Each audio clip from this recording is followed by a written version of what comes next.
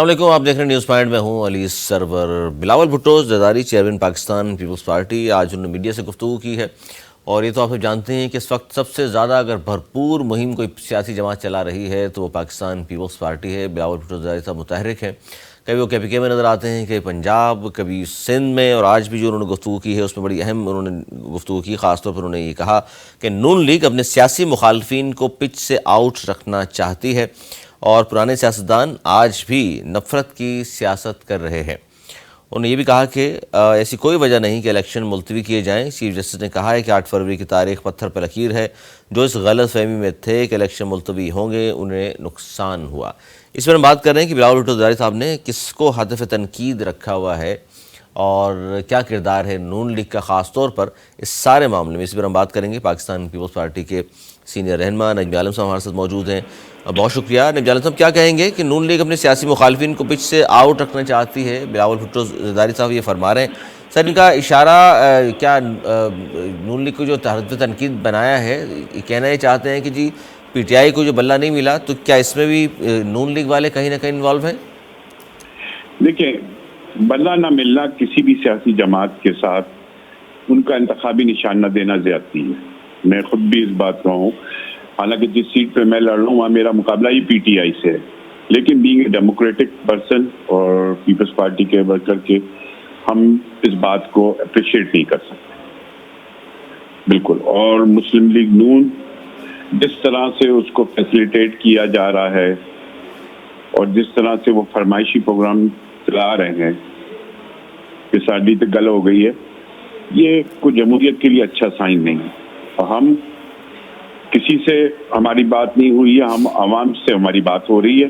इसी के लिए चेयरमैन निकले में गांव गांव गली गली जा रहे हैं। हम आवाम से बात करेंगे और किसी से बात नहीं करेंगे। अच्छा, इस पर नजमी आलम साहब क्या कहेंगे बतौर एक सियासी रहनुमा, सियासी कारकुन के? ज़ाहिर है इतना एक्सपीरियंस भी है आपको, सियासत में ही सब उम्र गुजर चुकी है आपकी अच्छी खासी। तो ये जो इस वक्त हुआ है मामला, किसी सियासी जमात को इंतखाबी निशान ना देने से इस इलेक्शन की क्रेडिबिलिटी पर क्या समझते हैं आप असर पड़ेगा? देखिए, हमारा भी निशान तलवार छीना गया था, आपको याद होगा। हम जी 85 में बदल के आए उस पे तीर पर। 88 मैं में। समझता हूँ कि सवालात तो उठेंगे कि भाई क्यों उनको नहीं निशान दिया गया। और आज खुर्शीद शाह साहब ने, इससे पहले नासिर हुसैन शाह ने भी इस बात को पे अपना इजहार किया था कि ये गलत हुआ है। क्योंकि इसमें यह है कि नजमी आलम साहब कि अब वो सारे उम्मीदवार जो हैं जिनका ताल्लुक PTI से, वो आज़ाद हैसियत से इंतखाबात में हिस्सा लेंगे। आज़ाद उम्मीदवार के तौर पर बहुत सारे पहले भी आज़ाद उम्मीदवार मौजूद हैं। तो आपको तो उसमें नहीं लगता फ़ायदा हो पीपल्स पार्टी को कि चलें जी, जो 2 पार्टी से मुकाबला था अब सिर्फ एक पार्टी से मुकाबला है नून लीग से? नहीं, ये बात पीपल्स पार्टी के फायदे की नहीं है। देखिए, हम पीपल्स पार्टी का, हम मुस्लिम लीग नून की सोच नहीं रख रहे हैं कि जी इसको आउट कर दो तो हमें फायदा हो जाए, पंजाब में फायदा हो जाए। हमारी ये सोच नहीं। हमारी सोच ये है कि डेमोक्रेटिक इलेक्शन हो, फ्री एंड फेयर इलेक्शन हो, सबको चांस मिले, फिर और हुकूमत बनाने का इख्तियार आवाम को दे दिया जाए कि आप किसको बनाना चाहते हैं। हमारी तो ख्वाहिश ये है। हमारी ये नहीं ख्वाहिश कि कोई और हुकूमत का पूरा स्ट्रक्चर बनाए। अच्छा, इस पूरे ये इख्तियार नहीं लेना चाहिए। नजमी साहब, पूरे सिनेरियो में 2018 में जिस तरह सबको मालूम था कि जी खान साहब लाडले हैं, तो 2024 की अगर बात करूं तो क्या समझते हैं आप कि इस वक्त कोई पार्टी, कोई लीडर आपका बतौर एक रहनुमा के तौर पर क्या समझते हैं? इस वक्त तो कोई लाडला नहीं है, सब कोई लाडला तो नजर आ रहे हैं ना मियाँ साहब। मियाँ साहब हैं।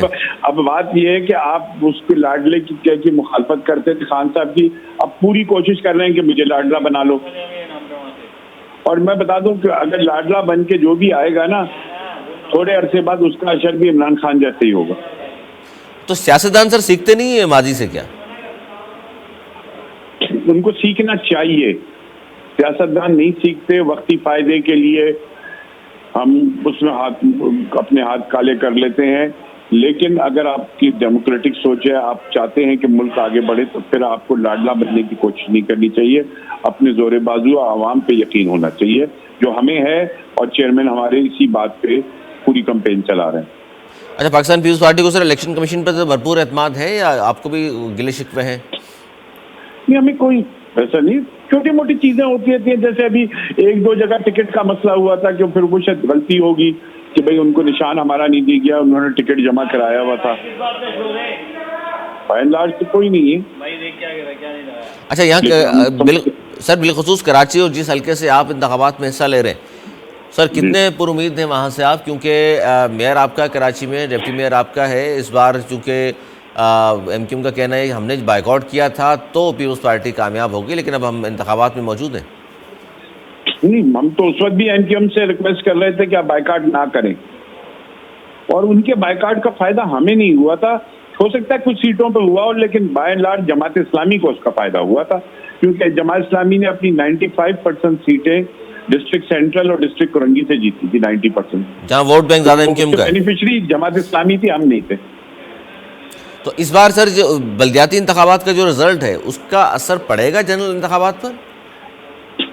देखिए, हम ये समझते हैं कि बल्दियाती इंतखाबात में पहले ये होता था कि MQM ने बायकाट किया तो जमात इस्लामी उसकी जगह आ जाती थी, ऐसा ही था ना जी। 2001 में। लेकिन इस दफा जब MQM ने बायकाट किया तो हम उसके बाद सेकंड नंबर पे हम आ गए, ठीक है ना। तो इससे एक बात तो एस्टेब्लिश हुई कि जमात इस्लामी को कराची के लोग पीपल्स पार्टी में भी अपना सोल्यूशन देख रहे हैं। और मैं समझता हूँ कि हमने डिस्ट्रिक्ट सेंट्रल से सीटें जीती, जहाँ पहले हमारे पास एक सीट थी, अब 6 सीटें हैं। कोरंगी से जीती, एक टाउन आ गया, औरंगी टाउन हमने जीत लिया।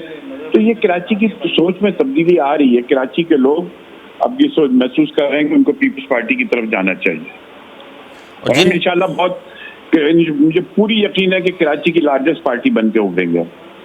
अच्छा सर, यहाँ तो कराची के हवाले से जो आपके कुछ लोगों को जिनको टिकट नहीं मिले, नाराजगियाँ भी होती हैं, तो क्या उनको मना लिया गया है या अभी भी है नाराज? नहीं, तकरीबन हो गया है। अगर कोई पार्टी छोड़ के चला गया है तो हम उसको तो नहीं वापस लाएंगे, लेकिन अब वो होता है हमेशा इलेक्शन में कि कोई बहुत हॉट सीटें होती हैं, उस पर कई उम्मीदवारों की जंग हो रही होती है, वो होता है, ये हर इलेक्शन में होता है। लेकिन अब ये सारे मामला कूल डाउन हो गए, अब सब चीज़ नॉर्मल चल रही है। सर, मिर्जा इख्तियार बेग साहब के बारे में कहा था शेड्यूल नेशनल हैं, फिर भी टिकट दिया है उनको? नहीं, उन्होंने अपनी ऐसे तो पार्टी आंखें बंद करके नहीं दे देती। उन्होंने बाकायदा अब से 6-8 महीने पहले अपनी नेशनलिटी सरेंडर कर दी थी कैनेडियन गवर्नमेंट को। उनका कैनेडियन गवर्नमेंट का एक्नॉलेजमेंट लेटर था, सब चीजें थी, तभी उनके वरना हमें पता था, वरना पहले भी उनको दे देते जब ड्यूल नेशनल की वजह से मना कर दिया था। अब उन्होंने क्योंकि अपनी शरीयत सरेंडर कर दी थी अब से 8 महीने पहले, इसलिए उनको दिया गया, वरना पार्टी ऐसी तो नहीं कि हमें पता था कि ड्यूल नेशनल है। अच्छा नबीजान साहब, जो बिलावल भुट्टो जरदारी साहब ने आपकी पार्टी का जो मंशूर है 10 निकाती खासतौर पर, उसमें बड़ा अहम वादे किए गए हैं। खासतौर पर 2 चीज़ें मैं जानना चाहूँगा आपसे। एक तो 30 लाख घरों का वादा, फिर आवाम को मालूम है कि इससे पहले एक लीडर ने 50 लाख घरों का कहा था, नहीं बना सका। 30 लाख का अब आपने वादा किया, और 300 यूनिट तक बिजली फ्री। सर, किस तरह होगा ये सब कुछ? देखें, हाँ होगा, मैं आपकी वजह हूँ। हम सिंध में बना रहे हैं घर, सैलाब जदगान के जो घर तबाह हो गए थे सिंध में, हमारा ये प्रोजेक्ट बड़े भरपूर तरीके से चल रहा है। हमने कोई बहुत बड़ा टारगेट बिलावल साहब ने नहीं दिया कि मैं 10 लाख घर बना दूंगा, ये बनूँ, मैं 30 लाख घर के बदले मैं 1 करोड़ घर बनाऊंगा। उन्होंने इतना नहीं, उन्होंने उतना ही बोला है जो कि पॉसिबल है कि हम 5 साल में इतने लोगों को घर बना के दे दें। और सिंध की मिसाल है, हजारों घर बन के लोगों को मिल चुके हैं, और वो सिंध गवर्नमेंट सिर्फ अपने जराये से कर रही थी, उसमें फेडरल गवर्नमेंट या किसी का पैसा नहीं था। हम अपने जराये से बना के दे रहे हैं यहाँ पर, तो हमें तजुर्बा है सिंध में ये चीज करने का, और हम इसको पूरे पाकिस्तान में इंशाल्लाह जब बिलावल साहब वज़ीर आज़म होंगे तो इम्प्लीमेंट करेंगे। और 300 यूनिट बिजली फ्री सर किस तरह होगी? बिजली तो है ही नहीं पाकिस्तान में सर, मिल ही नहीं लोगों को। कि आज हम अपनी बिजली फर्नेस ऑयल पे बना रहे हैं मेजॉरिटी, जिसकी वजह से बिजली की कॉस्ट बहुत बढ़ गई है हमारी। हमें जो आज पूरा मुल्क गैस के बहरान में मुब्तला है, आपके घर पे भी यही हाल होगा। बिल्कुल ऐसे ही, मेरे घर पे बिल्कुल ऐसे ही। हमने अपनी 2008 की गवर्नमेंट में ये असेस कर लिया था कि आगे जाके गैस खत्म हो जाएगी और मुल्क क्राइसिस में आ जाएगा। हमने ईरान से वो माहिदा इसीलिए किया था कि हमें वो गैस मिलेगी। तो सर वो कंप्लीट क्यों नहीं किया फिर आपने? सर हमने तो देखें, हमारे जाने उसके कुछ अरसे बाद हमारी गवर्नमेंट खत्म हो गई।